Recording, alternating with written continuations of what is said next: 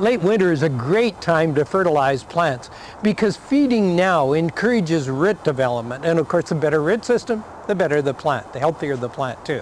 Now look at the foliage of this plant. It really isn't that dark green that we desire.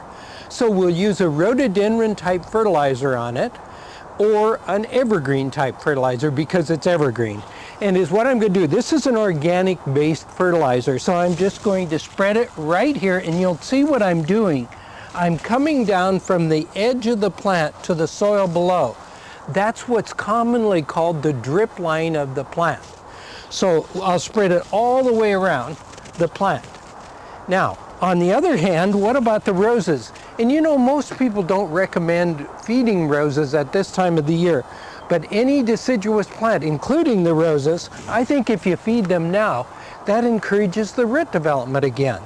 Now, because there's bark here, I'm just going to make a hole several places around the rose bush like so. And then I'll take a rose type fertilizer and feed them. So you use a different type of fertilizer for these plants. And I've got it in a different container, as you can see.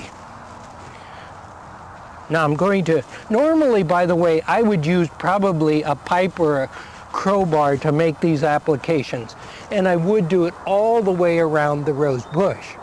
Now, since we're talking about roses, which are deciduous, they lose their leaves during the winter, we could also be talking about these deciduous nut trees behind us, or we could be talking about lilacs or any of the plants that lose their leaves during the winter. We use a rose type fertilizer or a vegetable garden fertilizer to feed them.